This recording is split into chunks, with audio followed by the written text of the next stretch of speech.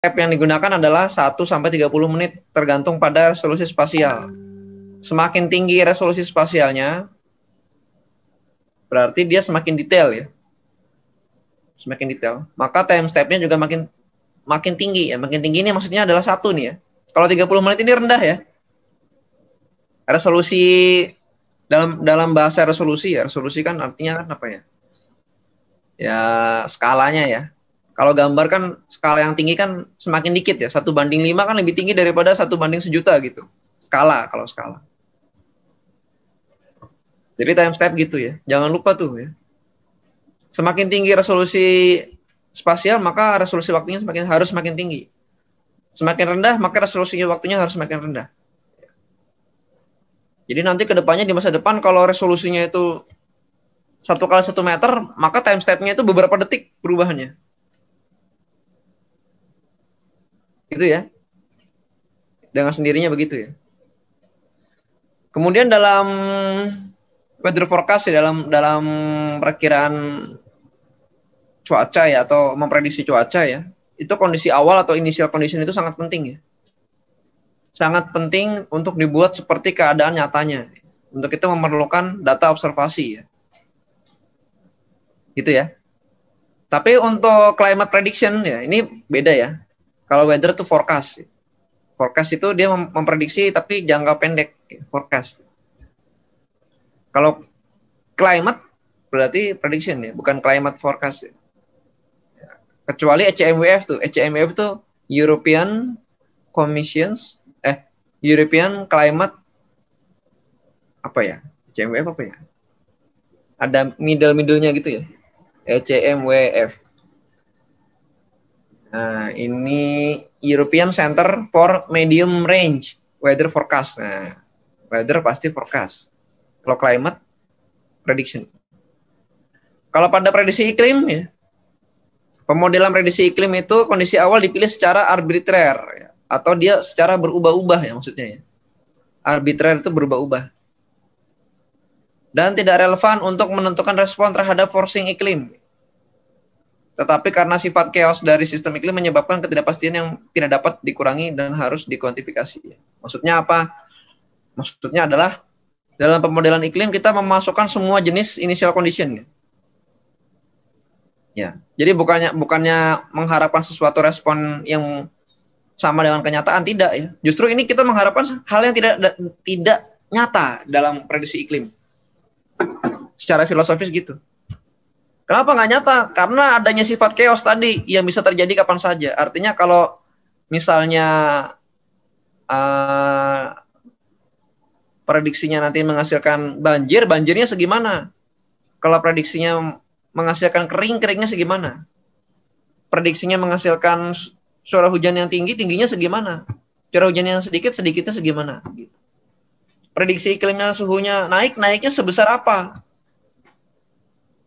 Turunnya sebesar apa? Beda dengan prediksi cuaca ya. Prediksi cuaca hujannya harus pas nanti dengan yang diprediksi. Kalau iklim enggak. Ya, beda ya. Ini untuk kebijakan jangka pendek ya. Ini untuk kebijakan jangka panjang. Makanya kita mengenal namanya ensemble ya. Ensemble itu perpaduan dari berbagai macam initial condition pada climate prediction. Disitulah kita menentukan keputusan. Gitu ya. Jadi dalam dunia pemodelan iklim begitu. Kemudian ya topografi juga dalam global climate model juga diperhatikan ya kemarin ya.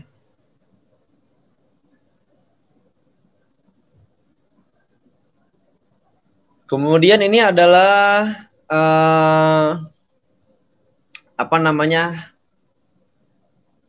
climate model yang masa kini gitu ya.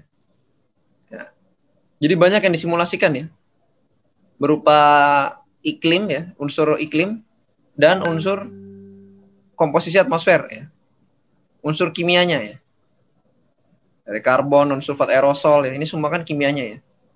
Nah ini dicoba disuntikan ya. Kita sudah sampai sini ya, atmospheric chemistry ya. Jadi sudah apa namanya sudah lebih banyak ya. Kalau dulu kan cuma atmosfernya doang, terus daratan, surface, ya. Kemudian ocean, kemudian macam-macam, dan sekarang sudah atmospheric chemistry-nya sudah lebih detail ya. Ini sudah sampai tahap ini. Kemudian penting juga kita mengetahui analisis skala, temporal analysis ya, dalam prediksi iklim dan cuaca ya. Kalau kita meneliti unsur iklim pada boundary layer ya, unsur cuaca pada boundary layer ya, maka karakter-karakter waktunya itu ya harus seperti skala waktunya 1 menit ya. Nggak bisa 1 jam ya, karena berubah-ubah ya boundary layer tuh ya. Kemudian skala ruangnya kira-kira 1 kilo ke bawah ya. Kalau kita bicara microturbulence ya, per detik ya, skala ruangnya 1 meter ke bawah. Tapi kalau kita bicara tentang katakanlah ENSO ya, wah dia udah hubungannya dengan planetary wave ya. Skalanya sudah apa nih? 10/6. Berarti di sini sudah 10, ya sebulan lah, bulanan ya. Bulanan sampai tahunan ya. Kemudian skala ruangnya, spasialnya sudah 1000 km lebih. Jadi masing-masing skala ini mempengaruhi yang satu dengan yang lain ya. Ya, jadi nggak mungkin kita ngomongin hujan di Jakarta pada skala harian ya, harian. Tapi kita hubungkan dengan ENSO gitu, susah. Kita hubungkan dengan equatorial wave. Tapi hujannya hanya sehari ya, nggak bisa ya. Kecuali beberapa hari bisa. Apalagi hujannya hanya 1 jam gitu. Kita hubungkan dengan planetary wave. Nggak bisa ya. Ya bisa aja sih, cuma terlalu jauh tuh ya menghubungkannya. Jadi menggunakan skala yang cocok. Menggunakan skala yang cocok. Kita mau analisis puting beliung. Sini ya misalnya. Tapi kita pakai data iklimnya panjang. Setahun gitu ya. ENSO kayak ENSO gitu, data MJO ya.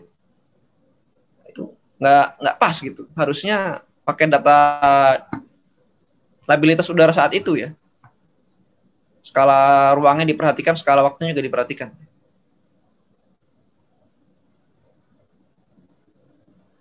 Nah, pada pemodelan yang dikerjakan hanya skala besarnya ya. Pemodelan global ya, GCM ini ya. Skala kecilnya kenapa nggak dikerjakan ya? Kenapa? Ya, kalau kita ngerjakan sampai sini diperlukan komputer yang luar biasa hebatnya gitu. Jadi ini tidak di-resolve, tidak dipecahkan ini. Persamaan-persamaan yang di sini. Hanya persamaan yang di sini aja ya. Yang di skalanya dari cloud cluster, cyclone, kemudian planetary wave yang dipecahkan. Ya. Jadi skala-skala mikro, meso, kecil ini nggak dipecahkan ya. Sinoptik aja yang dipecahkan yang besar itu.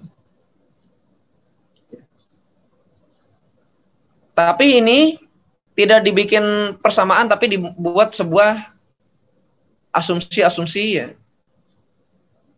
Menjadi serangkaian asumsi-asumsi.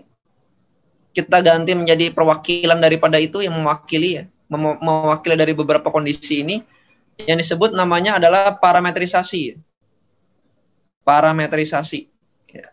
Jadi parametrisasi itu merupakan sebuah perwakilan dari proses-proses yang terjadi pada subgrid, kita bilang subgrid ya. Ini kan dalam satu grid GCM, ini subgrid.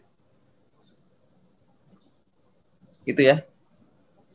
Ya kita dekati dengan sebuah representasi dari sebuah variabel. Ini nggak dimasukkan ke dalam perhitungan. Kenapa? Kalau masuk ke dalam perhitungan, wah itu komputasinya jadi sangat lama, ya, mahal. Mungkin kita kalau prediksi buat unsur cuaca 6 jam berikutnya, keluarnya 6 bulan berikutnya gitu.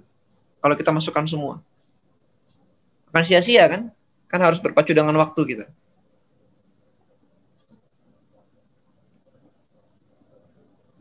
Sama ya, ini juga iya. Kalau tadi di atmosfer ya. Ini di ocean ya. Juga gitu ya. Beberapa hal ini diparametrisasi. Kalau hal-hal besarnya ada persamaannya ya. Kita hitung, kita include-kan ke dalam model.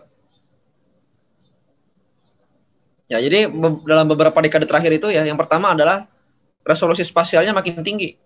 Kalau resolusi spasial makin tinggi, temporalnya makin tinggi. Temporal makin tinggi itu artinya bukannya 1 jam lebih tinggi daripada 1 menit, enggak. 1 menit lebih tinggi daripada 1 jam, gitu. Kemudian dia itu dinamis. Skemanya macam-macam, ntar. Ada yang skemanya itu adalah time stepping ya, diskretisasi ya, ada yang spektral, ada yang grid point ya. Numeriknya macam-macam. Kemudian peningkatan parameterisasi tadi. Parameter-parameter ini ya ditingkatkan opsi-opsinya. Opsi A, B, C, D ya, yang mewakili beberapa keadaan tertentu. Ya. Kemudian lebih banyak proses komponen sistem dimasukkan, itu banyak lagi, makin banyak. Kemudian tidak ada koreksi atau penyesuaian flux. Jadi koreksi-koreksinya sudah dilakukan yang lebih dulu. Jadi itu ya kemajuan pemodelan iklim ya, yang kita rasakan ya. Kita sambung ke berikutnya ya.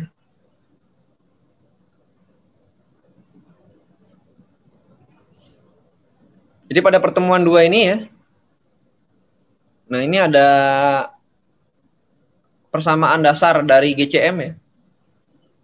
Kemudian apa namanya, persamaan gerak ya, dalam kerangka yang inert ya, yang tidak bergerak. Kemudian ada permasalahan Eulerian dan Lagrangian ya. Ya ini GCM ya. GCM yang kompleks tadi ya. Ini 5x5 derajat ya. Yang kemarin ya, Global Circulation Model ya.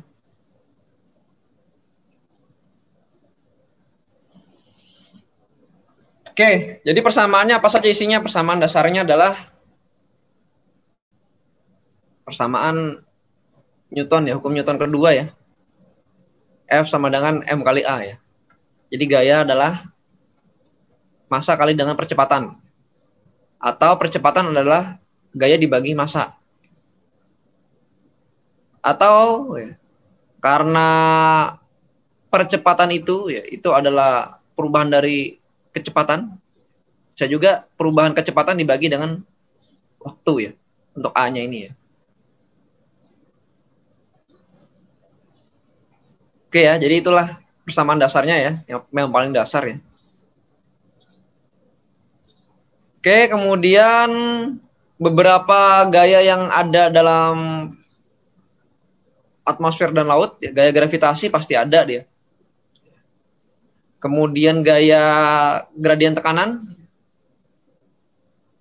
Gaya gradien tekanan berarti dia berlawanan dengan arah selisih tekanan ya. Ini udah pernah diajarin nih. Gayanya berlawanan dengan arah selisih tekanan. Kemudian gaya sentrifugal ya. Sentrifugal berarti mengarah keluar putaran ya. Kemudian gaya Coriolis ya. Atau efek Coriolis ya. Jadi efek semu aja ya. Karena buminya mediumnya berputar, kitanya bergerak, seakan-akan kita bergeraknya ada gerakan lain gitu ya. Kemudian berikutnya adalah gaya gesek terhadap permukaan bumi ya. Yang pertama gaya gradien tekanan ya, kalau gravitasi kan udah ya. Udahlah ini ya dari SMA ya. Gaya gradien tekanan ya, kalau kita punya tekanan tinggi, tekanan rendah ya, maka arah perubahan tekanannya adalah kemana? Ke sini ya. Arah perubahan tekanannya ya, dari tinggi ke rendah. Tapi gaya gradien tekanannya dari rendah ke tinggi ya. Itu ya, jangan kebalik tuh. arah aliran udaranya dari tekanan tinggi ke tekanan rendah. Tapi gaya gradien tekanannya kebalik, dari tekanan rendah ke tekanan tinggi. Gitu ya. Oke. Ini udah pernah dijelaskan di semester lalu, saya ngajar juga ya. Jadi dia selalu minus dari selisih ini ya. Gaya gradien tekanan minus dari selisihnya. Arahnya kan ke sini. Ke sini, kebalikannya. Kalau di sini dia berkurang, maka gaya gradien tekanannya kalau ke sini bertambah.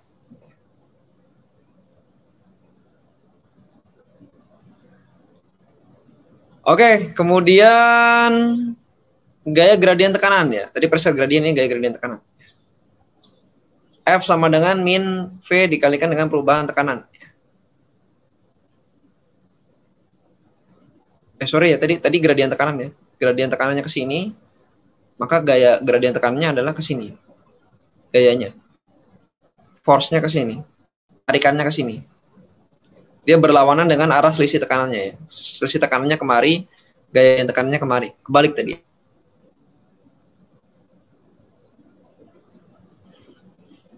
Kemudian ya. Jadi dalam koordinat kartesian ya, jika ada yang namanya gravitasi, kemudian ada namanya gradien tekanan. Ada gravitasi dan gradien tekanan akan menimbulkan yang namanya kesetimbangan hidrostatik. G sama dengan 1 min rho ya. Ini ada minus. Kemudian ada perubahan tekanan terhadap perubahan ketinggian. Ini di lautan dan di ocean. Kalau di lautan semakin ke bawah laut tekanannya semakin tinggi kan. Z-nya semakin rendah ya. Karena minus. Kalau di atmosfer ya, semakin ke atas tekanannya semakin rendah, Z-nya semakin tinggi. Cuman itu aja perbedaannya. Ya, kemudian kalau dari horizontal ya maka perbedaan tekanannya tergantung pada perbedaan tekanan horizontalnya ya. 1 min rho ini apa? 1 min rho ini ya berarti dia kerapatan udaranya pada horizontal. Ya, kemudian di sini ya. Semakin banyak persamaannya ya. Ini adalah persamaan gerak ya, pada kerangka inert ya, dengan koordinat bebas ya. Ya, berawal dari persamaan konservasi massa ya, atau kekekalan massa ya. Kemudian diturunkan menjadi ditambahkan dengan hukum kedua Newton ya. Kemudian jadilah persamaan kekekalan energi ya. Energi ya. Ini penurunannya ada di buku ya, nggak saya jelaskan detail ya. Karena kalau dijelaskan detail nanti ya banyak banget ya. Yang saya juga kadang-kadang lupa juga kalau nggak lihat bukunya tuh. Dari sini ya, perubahan-perubahan setiap elemennya ini dilakukan dengan cara metode partial derivatif atau diferensial parsial ya. Udah diajarin kan kemarin kan. Nah, fungsinya di sini nih yang diajarkan di persamaan diferensial per div 2 ya. Mata kuliah per div 2 udah belum ya? Apa belum ya? Siap sudah, Pak. Sudah lewat ya. Persamaannya ada di sini ya. Ini untuk menurunkan ini ya. Ini kan dia kan dalam koordinat bebas ya. Kalau dalam koordinat kartesian ya, perubahannya itu ya diturunkan dari sini. Oke ya. Berikutnya ya. Permasalahannya adalah ternyata bumi ini kerangkanya bergerak nih. Nah, makin tambah rumit ya. Kalau tadi dia di diagram kartesian kan dia kan nggak bergerak, ternyata ini bergerak ya. Ini berotasi buminya ya. Sehingga muncullah gaya-gaya, ada sentrifugal, ada sentripetal, ada juga gaya semu yang namanya efek Coriolis tadi itu. Gitu ya. Nah, sehingga yang tadinya kerangka tidak bergerak, maka kita buat menjadi kerangka bergerak. dengan mempertimbangkan bentuk muka buminya nih. Ya, bentuk muka buminya. Jadi kalau bola itu kan dia kan sama aja dia jari-jarinya di sini. Kalau bumi di kutub jari-jarinya agak pendek, di ekuator jari-jarinya agak panjang. Ya. Itu juga diperhatikan juga. Diperhatikan juga karena mempengaruhi mempengaruhi kesetimbangan hidrostatik. Ya. Ada perbedaan 21 kilo antara jari-jari di ekuator dan jari-jari di kutub. Ya, kira-kira gitu ya. Ini juga diperhitungkan dalam model GCM. Kemudian efek Coriolis, jelas ya. Efek Coriolis ada karena kerangka acuan berputar. Kalau kerangka acuan diam nggak ada. Jadi kita bergerak berdasarkan kerangka acuan di luar bumi itu. Gitu ya. Karena ini bergerak. Sama kayak kita ada misalnya komedi putar gitu, dia berjalan ya. Kemudian kita jalan ke tengah-tengah komedi putar ya. Menurut kita lurus tuh. Tapi sebenarnya trayek kita bengkok nih. Belok gitu. Dibelokkan ke arah putarannya ya. Jadi ini kan berputarnya ke sini nih. Berlawanan arah jarum jam bumi itu. Ya. Kalau dilihat dari kutub utara ya. Ya, maka efek Coriolisnya juga begini. Gitu ya. Efek Coriolisnya ya. Kalau di utara dia itu dibelokkan ke kanan, kalau di selatan dibelokkan ke kiri. Ya, kalau menuju ke sini ya, ini belok ke kiri, ini belok ke kanan gitu ya.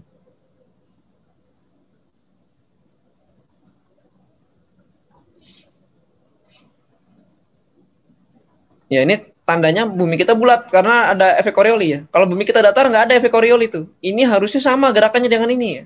Tapi enggak ya. Karena ini dia berlawan arah jarum jam. Kalau ini kita tengok dari kutub selatan dia searah jarum jam. Ya, kalau kita balik buminya ini kan dia gitu ya. Beda dia, gerakannya beda. Ya. Ini yang menimbulkan efek Coriolis tadi. Ditambahkanlah efek Coriolis sehingga persamaannya jadi semakin rumit. Ya.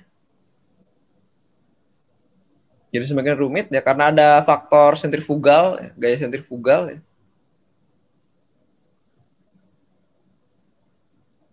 Ya ini kalau dibedah ya persamaannya ya. Jadi betapa rumitnya model itu ya. Memasukkan segala macam persamaan ya. Ya isinya persamaan terus ya. Sehingga sampailah pada yang namanya persamaan gerak pada bola berputar. Inilah yang disebut dengan primitive equations pada latitude, longitude, koordinat. Ya. Jadi pada latitude, longitude, koordinat bumi ya. Jadi ini persamaan primitive equation ya. Primitifnya begini ya. Ya ini banyak banget nih persamaannya nih. Ya.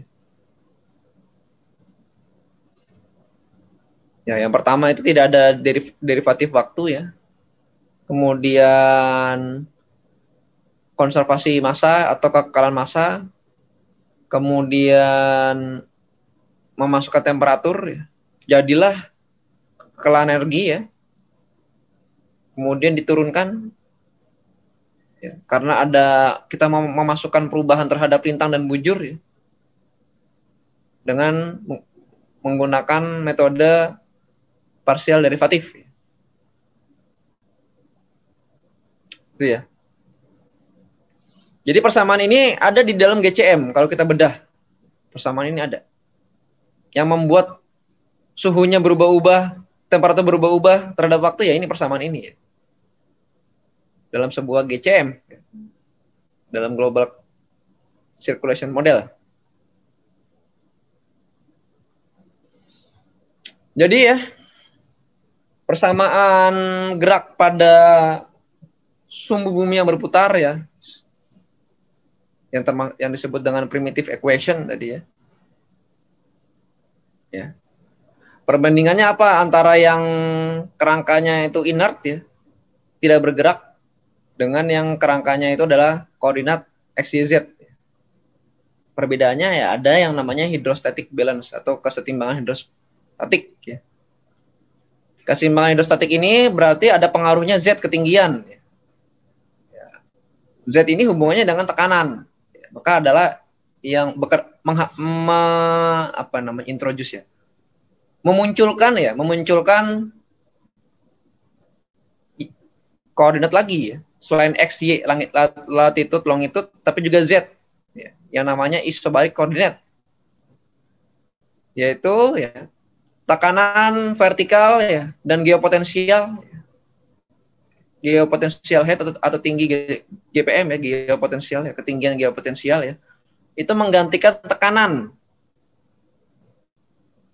sebagai independent variable. Maka muncullah koordinat baru yang namanya isobaric koordinat atau vertikal koordinat atau geopotensial koordinat. Maka memunculkan persamaan kekekalan massa ya menjadi independen terhadap densitas, atau dengan kata lain ya, ketinggian geopotensial pada koordinat yang baru ya. Jadi dia bebas ya, dia independen ya, bebas dari densitas atau ketinggian geopotensial. Karena itu ya, maka derivatifnya jadi tambah panjang ya. Penurunannya jadi tambah panjang. Jadi versi isobar dari konservasi kekekalan massa tadi ya itu berhubungan dengan medium kecepatan ya, atau field velocity ya. Field velocity itu dia tanpa divergensi ya. Kemudian nggak ada external heating juga. Nggak ada external heating ya dari temperatur ya. For movement on pressure surface is constant. Jadi kalau ada pergerakan di dalam tekanan yang konstan, tidak ada perubahan temperatur dari luar nggak ada. Kemudian ya hasilnya apa? Hasilnya ya time derivative ya. Hasilnya adalah persamaan yang bergantung pada time derivative. Jadi derivatifnya sudah tidak lagi dengan X, Y, Z tadi ya. Kenapa enggak? Ya karena tadi ya. Jadi versi isobarnya ya, dalam persamaan kekekalan massa ya, menyatakan bahwa mediumnya itu sudah bebas dari divergensi. Untuk itu hanya bergantung pada waktu. Yang disebut dengan prognostic equation. Prognostic equation. Kemudian dua equation ya, tanpa derivatif waktu. Yang disebut dengan diagnostic equation. Jadi ada prognostic equation, ada diagnostic equation. Dari 5 variabel. Variabelnya U, V, kemudian omega ya. U itu berarti angin zonal, meridional, omega angin vertikal, kemudian ada GPM, geopotensial, heat, ya. Kemudian ada temperatur.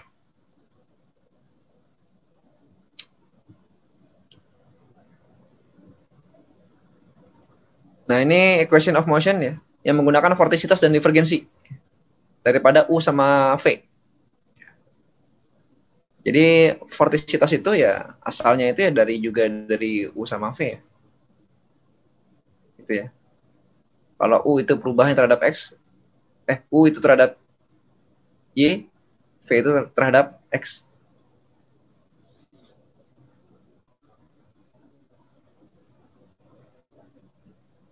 Jadi ada prognostik, ada diagnostik. Kalau prognostik equation itu dia ada time derivative, perubahan terhadap waktu. Prognostik ke depannya. Kemudian yang tanpa derivatif adalah diagnostic equation. Tidak ada derivatif waktu karena dia diagnostik yang terjadi sekarang. Ini ke depan, ini sekarang. Ke depan, ke sekarang. Depan, sekarang. Kira-kira itu ya. Mungkin kalian puyeng juga nih ngeliat persamaannya ya. Sama saya juga, iya puyeng juga. Kita kan nggak belajar matematiknya untuk persamaan itu ya. Kalau belajar bisa gila ya. Susah itu ya. Yang masuk sini harus disaring dulu ya. Oke ya. Ada pertanyaan? Jangan tidur ya. Siapa? Ini jangan siap-siap aja. Kalian pasti bingung itu. Izin Pak, izin bertanya Pak. Ya apa? Firman ya. Izin Pak, dari semua equation tadi kan, itu Pak penerapannya tuh pada apa gitu Pak? Jadi kan itu kan bentuknya tuh kayak kita ngamati suatu pergerakan gitu Pak. Nah Iya untuk betul. pergerakannya sendiri, pergerakan partikel atau poren apa gitu yang di atmosfer yang kita amati gitu Pak berdasarkan Betul. karena acuan-acuan tadi gitu Pak. Betul. Betul. Iya. Jadi yang kita amati ya. Yang pertama pergerakan betul. Pergerakan dari apa? Pergerakan dari sebuah partikel yang kita bilang parsel. Kita bilangnya parsel ya. Jadi ada parsel kita anggap itu. Kalau dia mengalami perubahan suhu, berarti dia mengalami perubahan ketinggian tekanan ya. Kemudian gara-gara arus vertikal tadi, dia bergerak, ya kan? Tapi kan yang bergerak kan nggak hanya vertikal aja kan. Ternyata pergerakannya itu, perbedaan tekanan itu juga ada di horizontal. Kanan kirinya, utara selatan itu berbeda ya. Sehingga pergerakannya itu nggak hanya ke atas, tapi dia ke kanan ke kiri juga. Parsel itu. Yang kita rasakan apa? Angin. Awal geraknya, cuaca itu kalau nggak ada angin, nggak ada cuaca berarti kan. Kalau angin di dunia ini nggak bergerak, udara yang di dunia ini nggak bergerak nih, nggak ada cuaca di mana-mana. Ya, nggak bergerak. Tapi karena ada angin, maksudnya karena kita merasakan angin ya, jadi angin itu bergerak membentuk cuaca-cuaca ya. Kan pertama kan ada radiasi matahari ya kan. Radiasi matahari memanaskan, menimbulkan perbedaan suhu. Perbedaan suhu. Nah, perbedaan suhu menimbulkan perbedaan tekanan. Nah, karena perbedaan tekanan itulah adanya udara yang bergerak, angin. Itu ya. Jadi kita memodelkan angin sebenarnya. Angin itu dalam bumi itu ya. Karena kalau memodelkan temperatur mudah. Ya di tempat itu dengan sudut sekian, kan kemarin kan udah belajar radiasi optik atmosfer. Kalau sudutnya sekian, ya, maka tergantung pada sinus daripada alfanya itu ya. Kosinus alfa ya. Jadi apa namanya, suhunya ya. Kalau sore hari kan miring, berarti radiasinya sekian, suhunya sekian. Suhunya radiasinya sekian, kemudian dipakai ke dalam rumus Stephen Boltzmann ya, benda hitam, dapatlah suhunya sekian. Itu gampang, semua bisa dihitung. Yang rumit itu anginnya ya. Karena ada perbedaan suhu itu, perbedaan tekanan itu ya. Perbedaan suhu, perbedaan tekanan, anginnya itu kemana ya. Parsel udaranya itu kemana, itu yang sulit. Sulit sekali itu ya. Makanya makanya di dalam GCM tadi dibuatlah berbagai persamaan, dimasukkanlah berbagai persamaan. Awalnya kan dari hukum kedua Newton.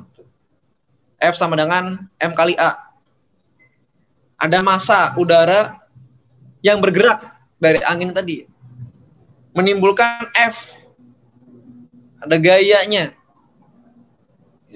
Atau gayanya menimbulkan massa itu bergerak. Bergerak deh. Nah dari pergerakan itu ternyata banyak lagi ceritanya ya. Bergeraknya gimana? Akan ada gravitasi, kemudian ada gaya hidrostatik, kemudian ternyata bumi juga bergerak. Buminya bergerak tuh. Karena buminya bergerak ada efek Coriolis, makanya ada angin-angin yang dia siklonik gitu. Seandainya buminya nggak bergerak, itu angin dari barat ke utara gitu terus lurus. Nggak ada angin topan, tornado gitu, nggak ada. Kalau mediumnya nggak bergerak. Nggak ada yang namanya angin pasat, Itu yang begini tuh nggak ada. Nggak ada sirkulasi dari tropik ke mana? Ke daerah kutub itu nggak ada. Karena buminya tuh bergerak, jadi dia bersirkulasi juga. Jadi kalau bumi ini diam, cuacanya hilang. Kalau bumi tidak bergerak,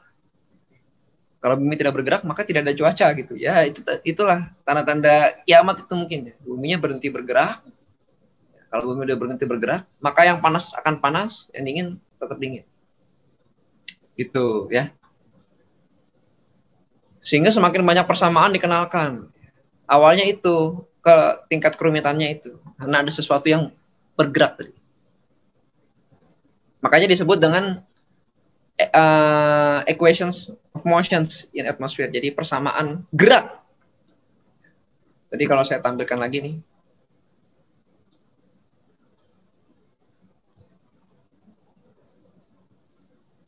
Nah, equations of motions. Di kerangka yang inert dia diem ya. Ketika inert, tapi muncul masalah baru.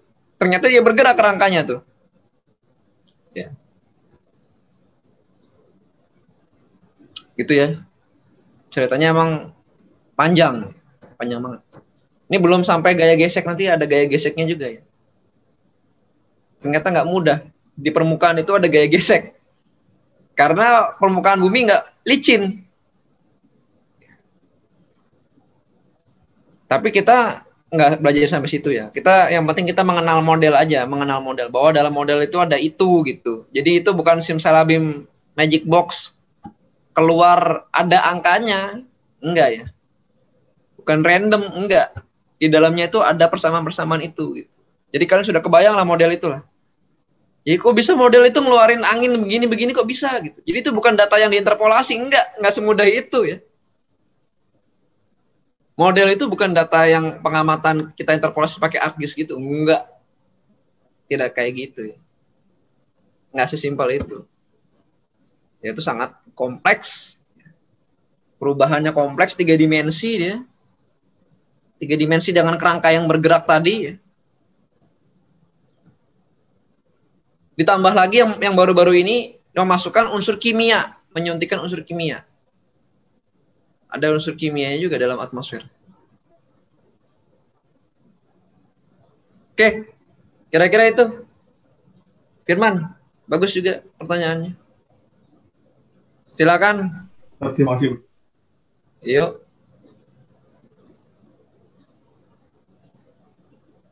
Yang lain?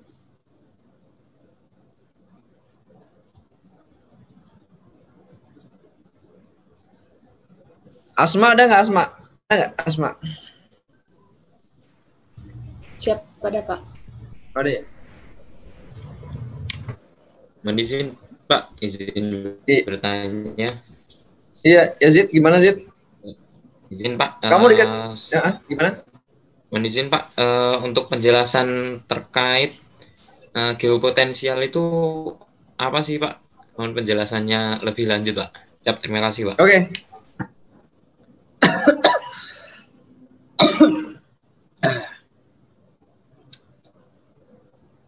Jadi ketinggian geopotensial ya. Jadi karena apa namanya? Ketinggian di atmosfer ya, ataupun di bawah juga ya. Itu kan berasal dari kalau di udara kan ada perbedaan tekanan.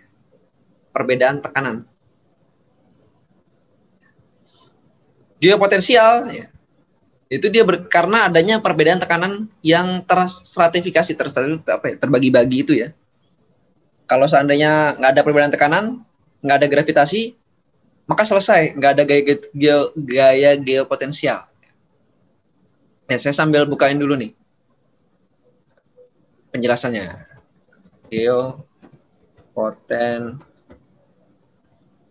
Geopotensial heat.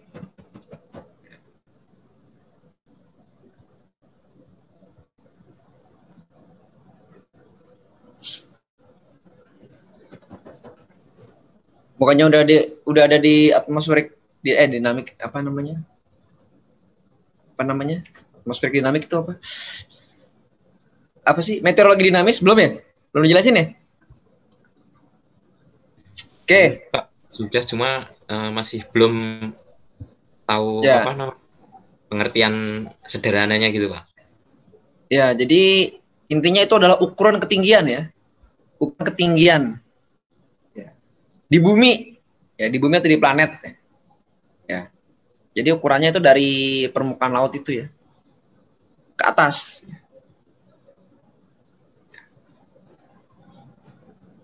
Matematisnya sih gini. Semua itu berasal daripada hidrostatik equilibrium atau keseimbangan hidrostatik. Ya. Jadi atmosfer itu punya keseimbangan hidrostatik juga.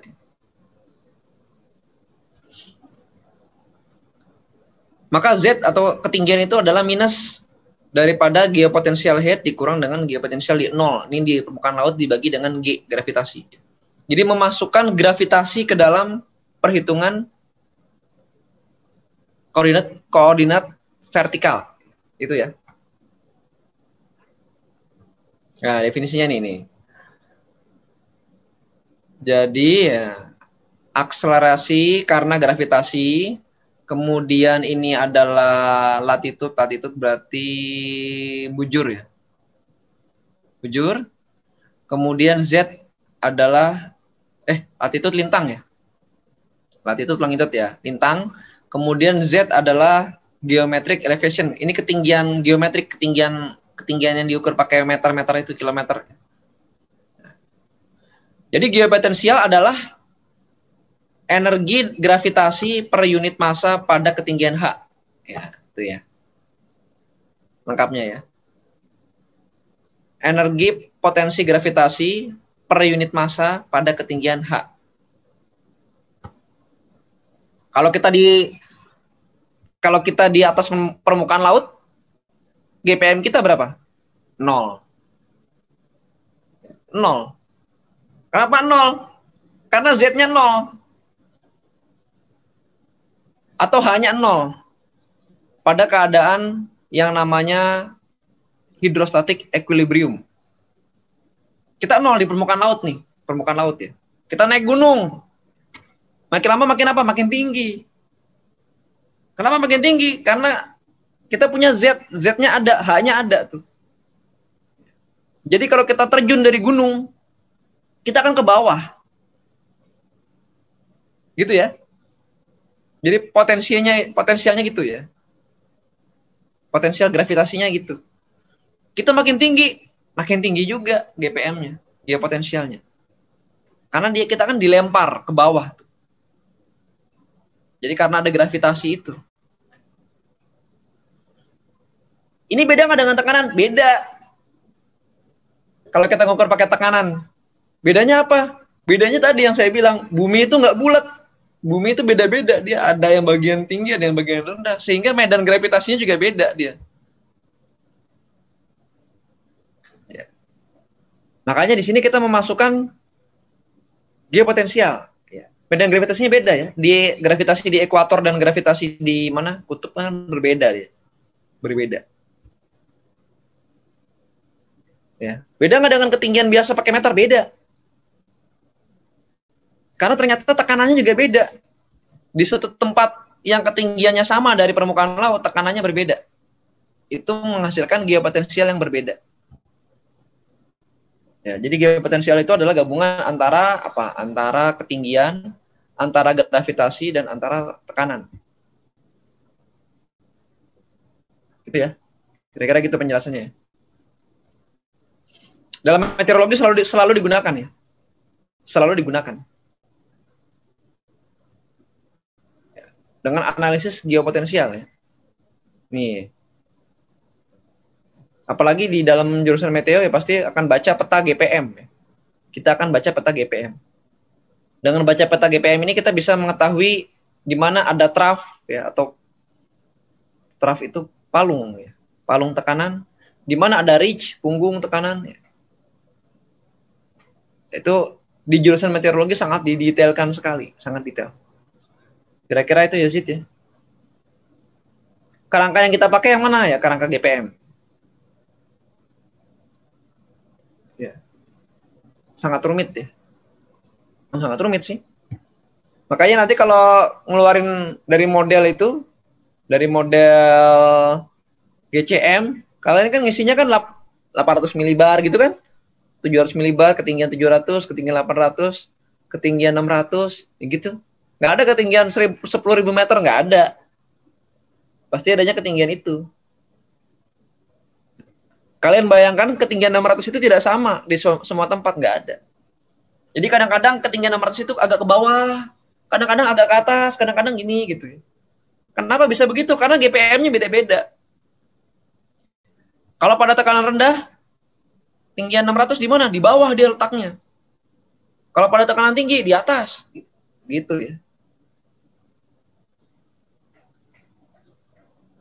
Jadi gitu. Jadi ibaratkan kalian membayangkan muka bumi cuman di udara gitu. Jadi relief bumi yang ada di udara itu adalah GPM, geopotential meter atau geopotential height, sorry. Itu kira-kira ya. Gampangnya gitu. Jadi bumi kan ada reliefnya tuh. Reliefnya kan dari ketinggian. Nah, itu bayangkan reliefnya itu adalah udara gitu. Makanya kalau kita naik pesawat tuh ya, itu kan ada kadang kan turun gitu kan. Kadang naik gitu. Kayak nggak rata gitu. Ya, itu sebenarnya udara itu seperti permukaan juga dia.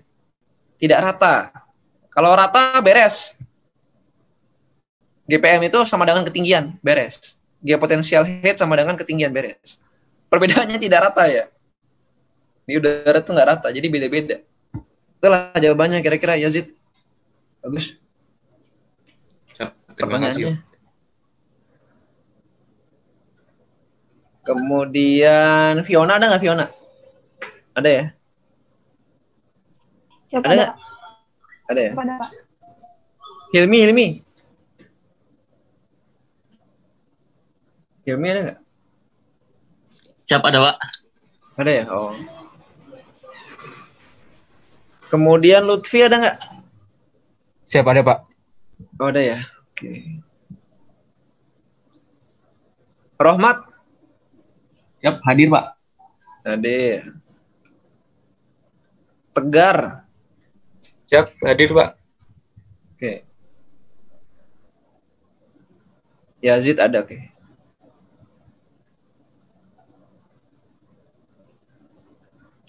Ada lagi pertanyaan?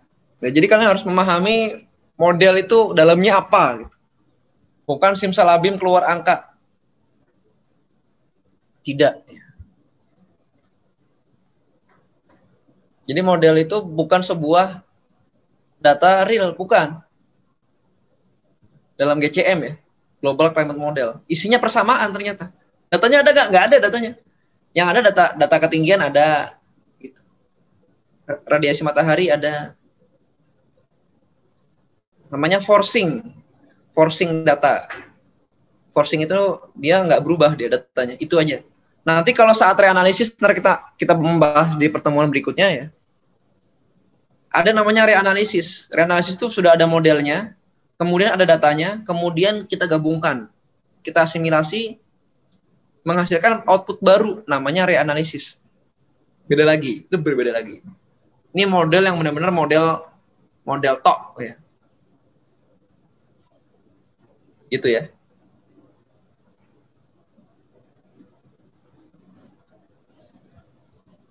Gimana kira-kira, ada pertanyaan lagi?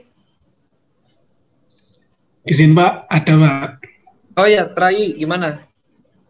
Silakan. Izin Pak, mengenai frictional force atau gaya gesek. Iya. Ya Pak, gaya gesek kan memengaruhi kecepatan angin, Pak. Iya betul. Kecepatan angin berkurang. Nah, sehingga kan juga memengaruhi gaya Coriolis. Otomatis gaya Coriolis kan akan berkurang juga, sehingga terjadi ketidakseimbangan antara gaya Coriolis dan PGF. Nah, ketidakseimbangan Coriolis sama PGF ini nanti menyebabkan apa, Pak? Betul. Analisisnya sudah benar itu. Itu ada di pelajaran, saya ngajar nggak ya? Meteodinamis kan udah dapat belum ya? Sudah Pak, meteodinamis. Dapat ya. Jadi di meteodinamis ya nggak apa-apa lah ya ke situ juga. Itu akan menyebabkan apa? Menyebabkan perbedaan pola pergerakan udara. Jadi pergerakan udara itu pada dasarnya saya lupa ya. Kalau nggak salah dibagi 4 ya. Dibagi 4. Ada yang namanya angin gradien. Ada lagi angin geostropis. Ada lagi angin siklostropis atau angin siklik ya, yang geraknya muter-muter. Ada lagi satu apa ya namanya? Ntar dulu, agak lupa sih namanya. Ada 4 sih, saya lupa tuh. Jadi itu pembahasannya namanya kesetimbangan geostrofis. Jadi perbedaan pressure gradient force, gaya Coriolis, gaya gesek menghasilkan jenis angin yang berbeda-beda. Jenis angin yang berbeda-beda. Sekarang kalian bayangkan, kenapa ada angin yang dari barat ke timur bertiup, kenapa ada angin yang muter-muter? Iya kan? Nah, kenapa ada angin yang putarannya itu besar, siklon, ada angin yang putarannya kecil, kayak puting beliung. Kemudian ada lagi angin jet stream. Jet stream itu dia geraknya begini dia. Jadi habis ke barat ke utara, ke barat ke utara, ke selatan ke utara gitu. Ada angin yang lurus saja ada. Ya itu karena perbedaan kesetimbangan gaya-gaya tadi menghasilkan itu tadi jenis-jenis angin yang berbeda.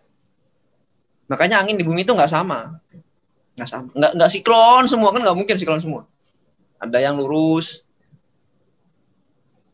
Satu lagi apa ya? Namanya agak lupa saya satu lagi tuh. Jadi ada 4, kalau nggak salah ada 4. Ada angin gradien, ada angin geostropis, ada angin siklostrofis. Satu lagi kalau nggak salah angin apa ya? Nah, saya cari dulu ya materinya.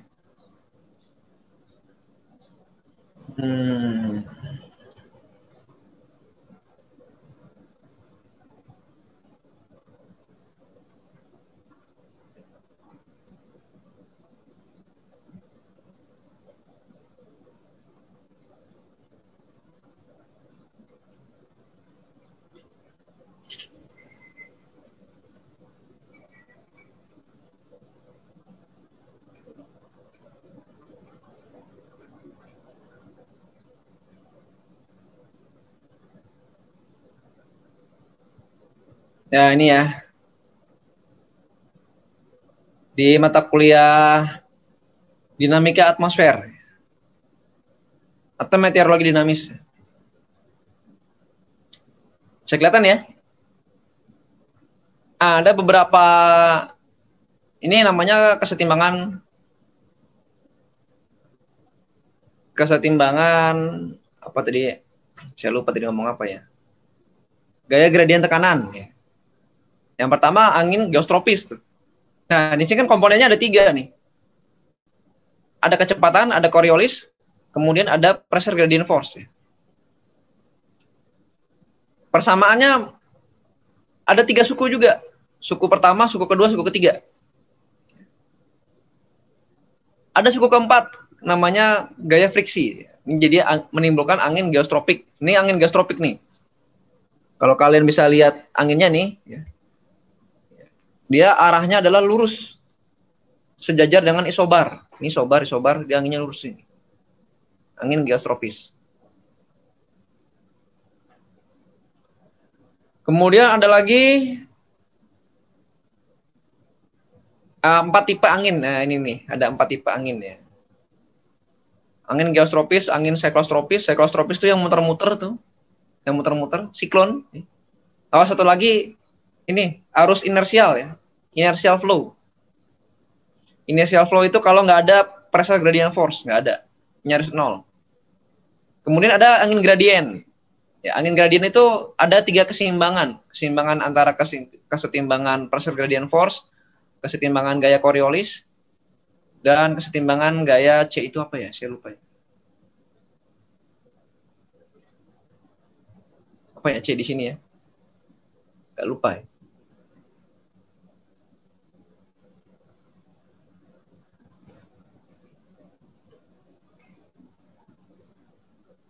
Apa ya? Nama sukunya agak lupa nih baca-bacanya, cuman rumus doang sih ya. Jadi perbedaan kesetimbangan dengan gaya gesek akan menimbulkan perbedaan angin ya. Perbedaan angin. Ya.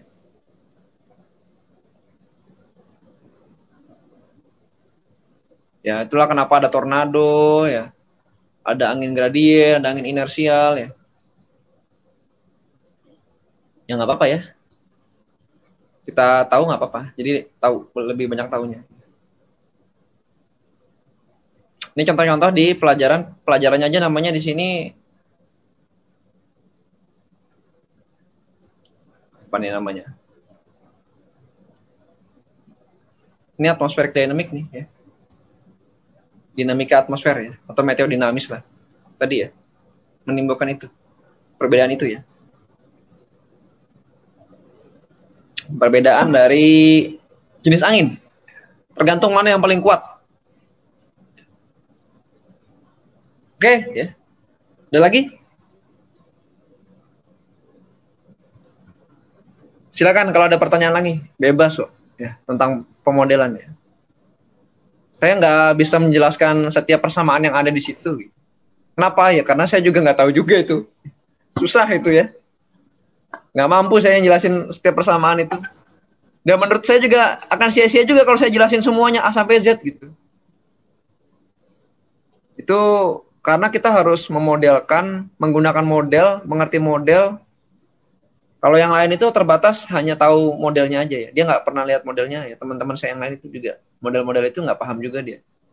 Kalau kita harus paham menggunakannya juga harus paham. Agar nggak salah menggunakan maka model harus dijelaskan. Nah kita sampai pada pengenalan model. Ada lagi silakan. Izin bertanya Pak. Ya.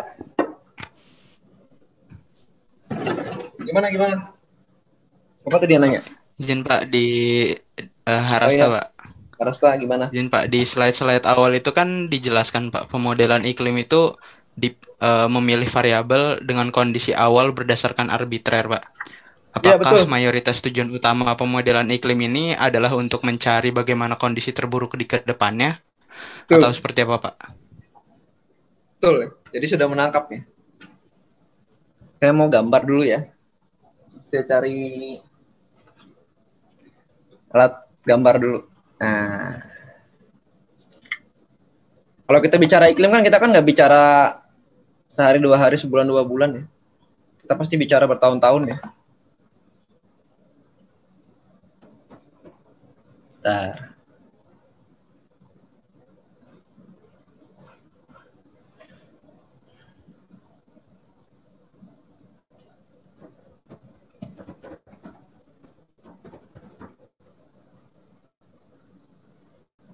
Oke, sekarang bisa lihat sini semua ya, bisa ya.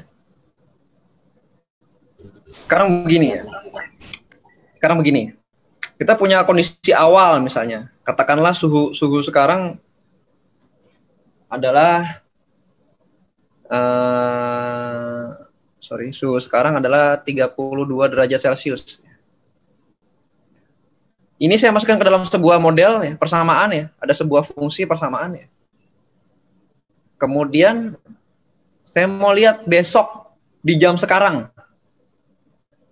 Kalau ini adalah sebuah prediksi cuaca ya. Kalau ini forecast, maka saya berharapnya benar ya. Ternyata saya masukkan 30 derajat Celcius. Ini prediksinya. Dan observasinya adalah 30,5 derajat Celcius. Ini ya, saya akan senang ya. Puas ya, berarti bagus modelnya. Ini namanya model prediksi cuaca. Tapi kalau bicara iklim kita nggak bisa begini. Nggak bisa. Karena kalau bicara iklim berarti saya masukkan rata-rata tahun ini ya. Ini tahun 2020. Saya masukkan suhunya rata-ratanya adalah 29 derajat Celcius di tahun 2020. Ya. Kemudian saya masukkan sebuah fungsi prediksi ya. Untuk tahun 2100. Jangan kelamaan lah. 2050. Kemudian keluarlah rata-ratanya adalah 30,1 derajat Celcius.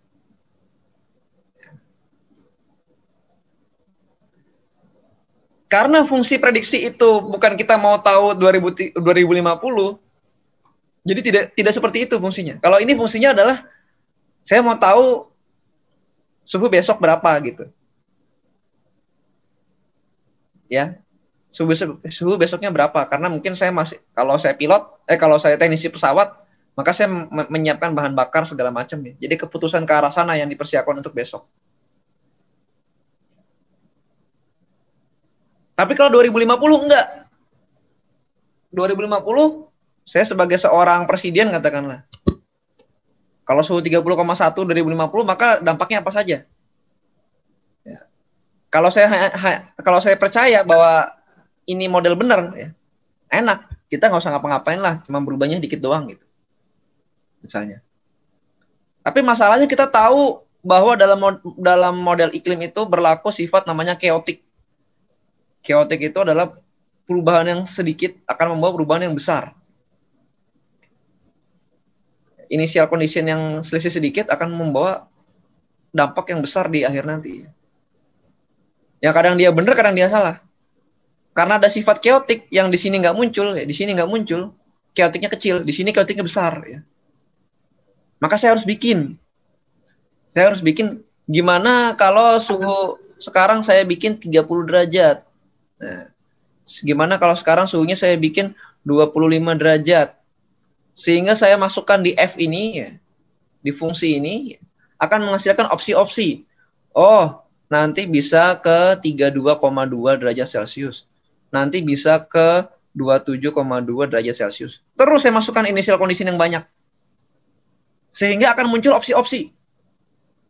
Katakanlah di sini saya masukkan ada 200 initial condition yang menghasilkan 200 prediksi ya. Dari 200 itu akan saya tarik kesimpulan.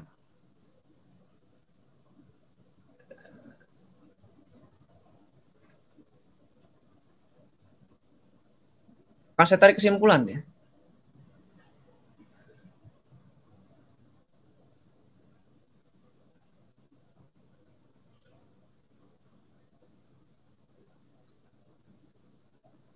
Suhunya ini kira-kira ada di mana dia?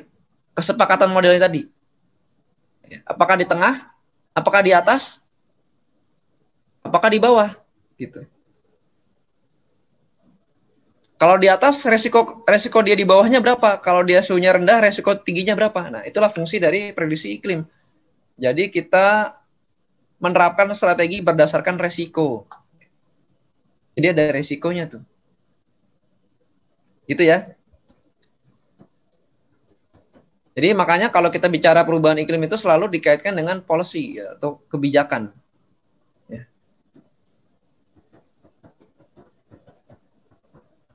Karena memang cara teknik-tekniknya adalah ya kita bergantung kepada apa namanya cara kita mengatasinya. Mana ya ensemble ya? Ini. Ini model iklim ya, yang short range ya, yang dia itu oke. Ini model iklim ya. Dilakukan beberapa initial condition ya. Dan dilakukan dengan beberapa model. Jadi modelnya beda, initial conditionnya beda ya. Maka dia ketemulah ini nih. Ini adalah ensemble-nya. Ensemble, mana ensemble? Nah, nggak ada nih. Average of dynamical forecast. Jadi ini ensemble dinamis. Kalau yang ini adalah ensemble statistik. Bayangin, ensemble-nya aja ada dua macam dia. Ensemble statistik dan dinamik. Bisa nggak ngeram satu aja? Bisa aja ya. Dia bisa aja ngeram satu. Tapi ngeram satu ini hasilnya bisa di atas sini, bisa yang di bawah sini, bisa yang di sini, bisa yang di sini gitu. Kalau prediksi iklim, maka dia harus merunning banyak initial condition. Sehingga hasilnya banyak begini nih. Ini berapa puluh nih yang dipakai? Berapa puluh ya?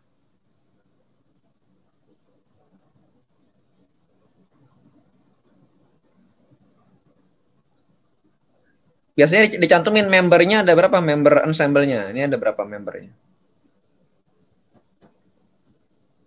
Ada berapa ya?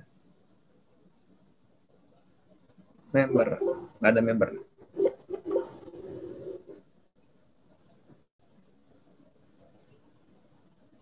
Nah, ini NMMA, North American Multimodal Ensemble.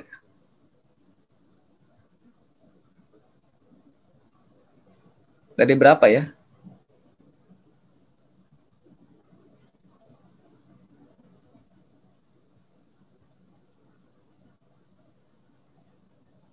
Nah, ini ada nih. Dia merupakan ensemble dari 7 model. 7 model. Modelnya. Initial conditionnya berapa? Ya, berapa banyak yang dilakukan. Jadi modelnya aja ada 7. Tapi ini bukan cuma 7, banyak ini modelnya. Ini sampai bikin alus begini kan berarti kan dia ratusan model nih. Dia pakai ratusan input. Ya, jadi gitu ya. Jadi keputusannya gitu. Artinya apa? Artinya kalau kita memilih nanti mungkin pada DJF-nya ini resikonya sekian, DJF-nya ini resikonya sekian. Ini resikonya sekian, ini resikonya sekian gitu. Jadi bukan hanya dapat angka yang itu bisa kita gunakan, tidak. Gitu ya. Pertanyaan bagus ya. Dasarnya sudah paham berarti. Itulah kenapa kita melakukan banyak input di sana. Ketimbang di model cuaca. Kalau cuaca nggak gini. Cuaca kan dia hanya cepat ya, 6 jam kemudian, 3 jam kemudian, dia satu aja udah selesai. Kalau iklim enggak, ya, lebih sulit lagi. Karena kita mengatasi chaotic yang muncul. Ini chaoticnya dari sini sampai sini nih. Ini makin ke sana, makin lebar, makin gede chaoticnya, corongnya makin gede. Ini kan kecil nih. Kecil kan? Nah, ini kalau dalam satuan jam kecil sekali chaoticnya. Tapi kalau makin lama, chaoticnya makin besar. Oke, good. Silakan. Yang lain, gimana tadi pertanyaan jawabannya ya? Udah paham ya? Arasta ya? Siap, sudah paham Pak. Ya, gitu ya. Oke, ada lagi? Silakan.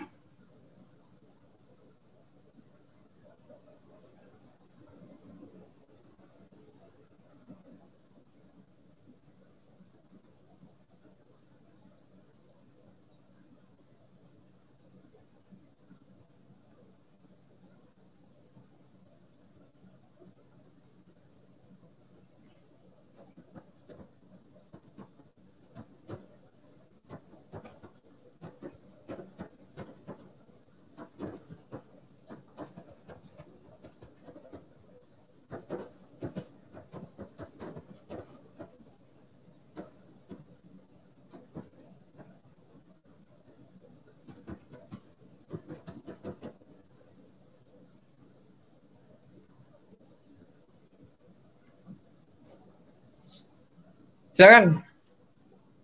Udah jelas? Udah ya? Oke, ntar siang. Gimana, ada pertanyaan lagi? Nggak ada?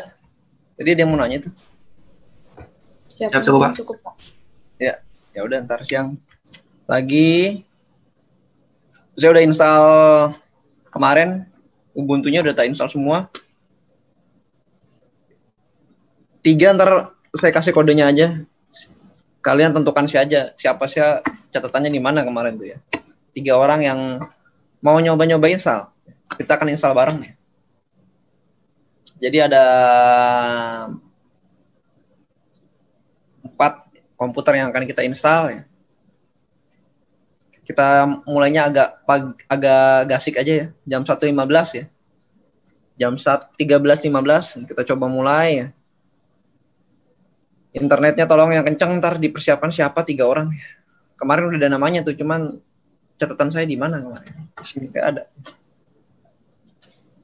Kita akan install ya. Mudah-mudahan sih lancar ya installnya. Installnya sih kayaknya butuh waktu seharian gitu. Kalau ini nggak kelar, kita akan coba besok Kamis, Rabu. Ya. Yang di Rabu kita geser di hari lain. Ya gitu ya. Karena kalau ditinggal seminggu ntar lupa kemarin sampai mana ya installnya ya gitu. Agak lupa dia. harus cepat ya. Oke, itu aja. Terima kasih. Sampai ketemu lagi nanti siang. Siap, terima kasih Pak. Ya. Siap, terima kasih Pak.